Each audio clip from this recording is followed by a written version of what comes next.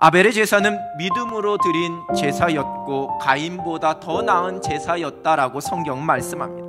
그리고 그것을 하나님께서 친히 증언하여 주셨다, 이렇게 말씀합니다. 즉 하나님께서 아벨의 제사는 받으시고 가인의 제사는 받지 않음으로써 어느 제사가 온전한 제사였는지 아니었는지를 친히 판별해 주셨다라는, 곧 아벨의 제사만이 믿음으로 드린 온전한 순전한 제사였음을 확인시켜 주신 것이라는 그러한 말씀입니다. 드려진 제물의 차이가 아니었습니다. 예배하는 사람의 차이였습니다. 가인과 아벨의 일상의 삶 속에서, 그 제물을 준비하는 과정 속에서, 제사 드리는 그 모습 속에서 그 둘은 완전히 달랐을 것입니다. 그리고 하나님은 그 모든 것을 알고 계십니다. 사람의 눈에 보이지 않는다 할지라도 사람의 눈은 속일 수 있을지 모르지만 결코 하나님 앞에서 감출 수는 없습니다. 모든 것을 알고 계십니다. 우리의 예배가 하나님께서 받으실 온전한 예배인지 그렇지 않은지를 판단하시는 분은 오직 하나님이십니다. 하나님 앞에서 순전한 믿음으로 예배하는 자들을 하나님께서 기뻐하시고 그 예배를 받으십니다. 하나님께서 인정하시는 예배자입니다. 하나님께서 인정하시는 예배자는 하나님을 인정하는 사람입니다.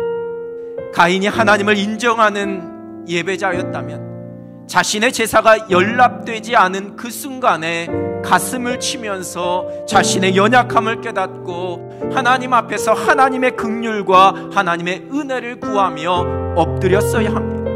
예배는 우리에게 베풀어 주신 하나님의 사랑과 하나님의 그 은혜, 하나님의 하신 일, 하나님의 하나님 되심에 대한 우리의 응답입니다.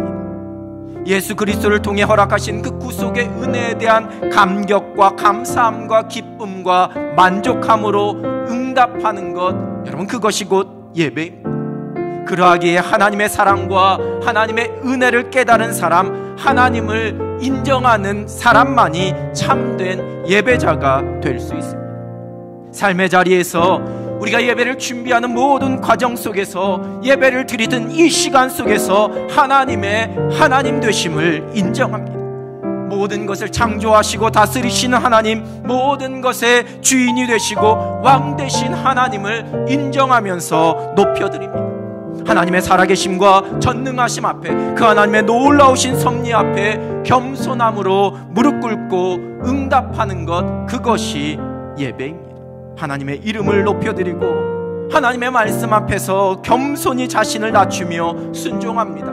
하나님의 마음을 깨닫습니다. 그리고 그 뜻대로 살기로 결단합니다. 우리에게 도전하는 이 시대의 풍조, 왜 여전히 예배해야 되느냐의 질문에 대한 그 대답은 아주 명확하고 간단합니다.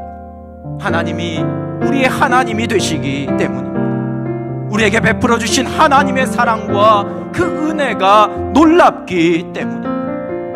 물론 하나님을 인정하지 않는 자들은 도무지 이것을 이해할 수 없습니다. 우리가 결코 시대의 풍조와 대세에 눈치 보지 않습니다. 두려워하지 않습니다. 타협하거나 포기하지 않습니다. 우리가 예배를 소홀히 하지 않습니다. 또한 스스로 익숙해짐으로 아무 기대 없이 예배하지 않습니다. 생각과 마음은 다른 곳에 가 있고 눈속임으로 껍데기만 앉아있는 그러한 예배자가 되지 않습니다.